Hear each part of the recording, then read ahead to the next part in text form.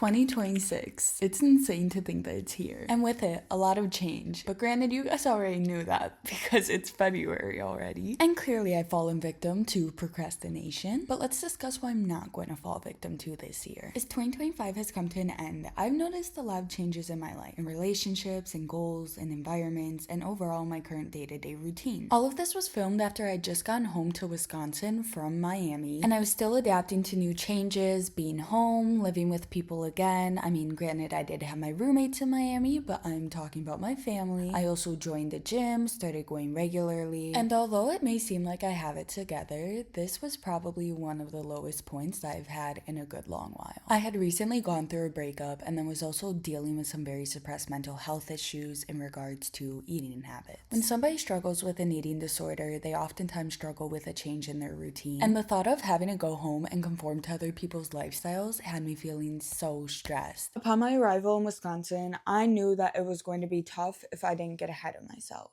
The weather puts me in a bad mood. I was already in a very stressful position, ending finals, everything, but I knew that I had to pull it together and keep myself busy and not allow the weather or my setting or where I was mentally to dictate how I wanted to finish the year. And then, of course, I knew that the holidays would be rolling around, which is just a really stressful time for anybody who has struggles with how much they eat, what they eat, when they eat.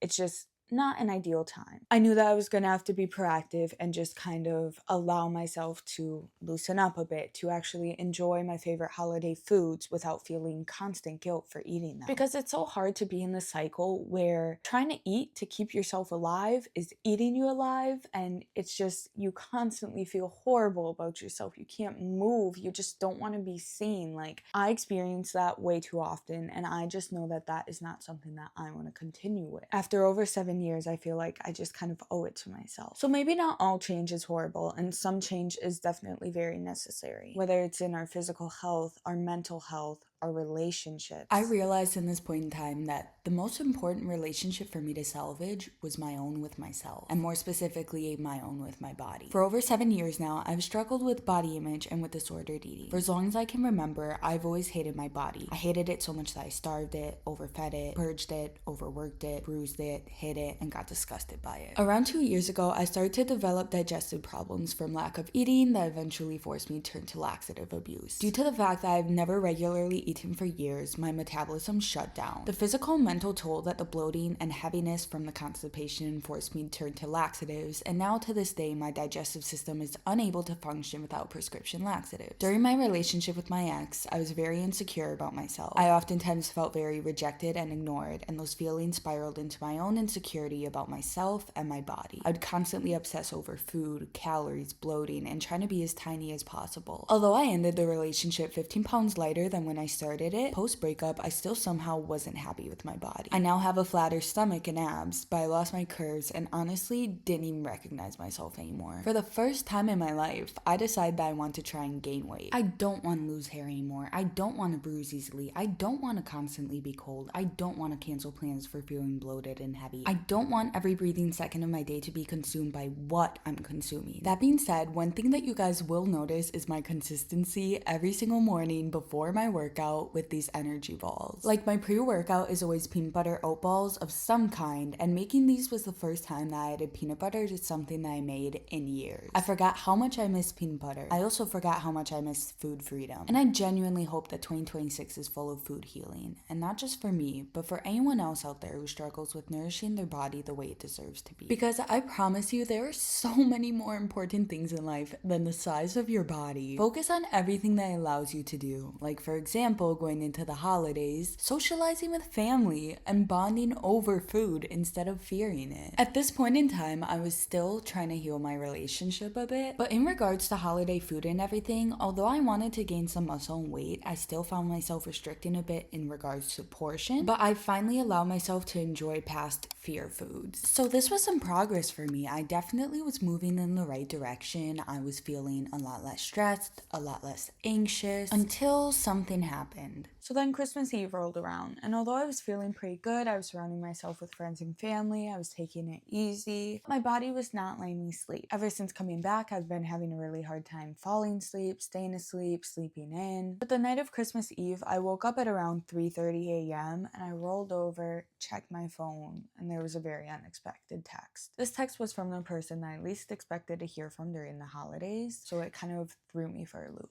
I brush it off, I go back to bed. I wake up and it's Christmas morning. This is when my family does our big celebration. We're doing Christmas gifts, we're doing Christmas breakfast, and I'm doing okay until it gets into the afternoon and I feel bloated and I'm stressed about my visa and I'm stressed about all this other stuff. And then it's like, why did they send that text? What was the need to send it? And my poor mother, I was staying there telling her I was stressed, that I felt fat, that I felt stupid for like feeling upset about this text, for letting it get to me. So my poor mom had 7 different topics being thrown around and she's trying to comfort me. I'm just not having it, and now I have to go to my family, like extended family, Christmas dinner, and I'm just stressed. But then I also realized what's said and done is over with now. I do not have to worry about ever seeing or hearing from this person ever again. I was not gonna let it ruin my Christmas celebration. I pulled myself together because I knew that there was a lot of yummy Christmas food waiting for me. And I think that's just a more valuable focus for me right now. Healing my relationship with myself and with my food. And as you may have heard in my crash out, I mentioned my visa. I was in the process to see if I was going to study abroad in Spain, but I was having a lot of issues with my visa. I can happily say now that I'm actually recording this voiceover in Madrid in my apartment after being here for a good couple of weeks. And honestly, this whole process of moving abroad alone has been very bittersweet. Of course, I miss my friends and family. I love them all to death and I wish they could be here with me. But at the same time,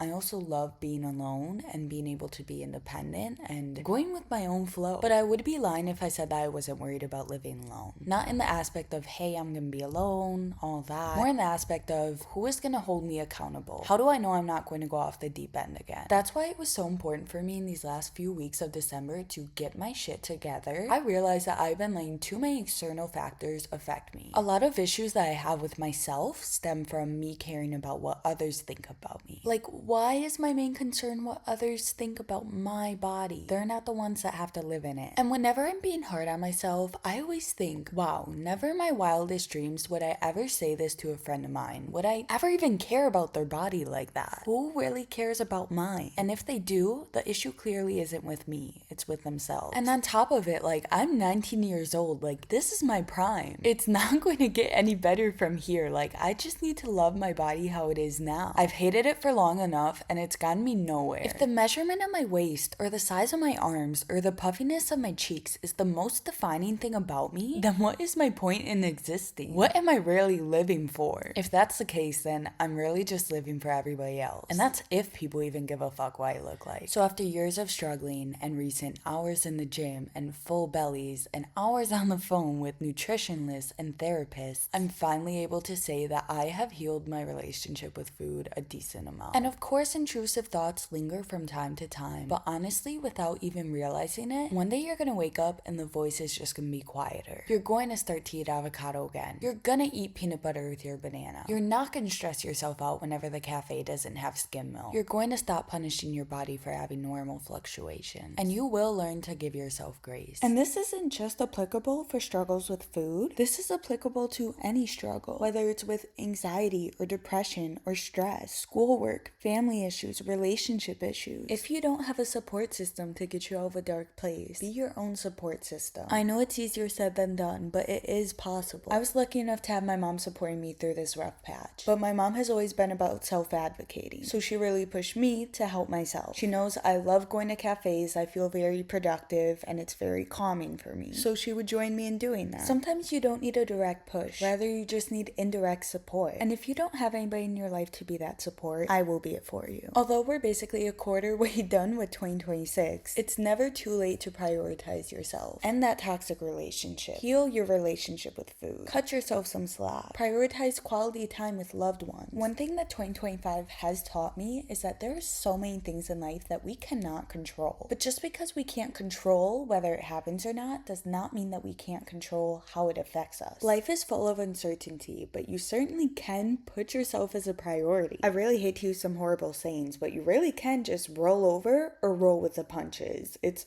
all your choice. And speaking of being certain, most of the time things are gonna get worse before they're going to get better. I am living proof of that. But notice how I can laugh about it now? That's because I ate the shit that I had to deal with. And when it just kept coming and coming, I just kept dealing with it. But eventually everything does come to a halt and everything does get better. And months after filming this, I would still agree that. So I think my biggest lesson learned from 2025 is that no matter whenever you think you're in the calm of it, you are just really in the eye of the storm. There are always going to be ups and downs, and you just really need to push through and get out of that storm. You can't stay in the eye of it forever. But that's also a reminder that the most beautiful places are the ones that harbor the worst storms. But these storms allow you to rebuild, remodel, and restructure, whether it's your lifestyle or your mentality or your relationships or your inner peace. So I think the biggest thing that I will be taking into 2026 is that I will not always be letting change affect me. I'm the one who gets to dictate how and when it affects me. Because after all, I can't really control how other people act or the decisions that they make. I can really only control how I let them affect me. And this year, I'm going to prioritize myself and my well-being. And I really hope you guys do too.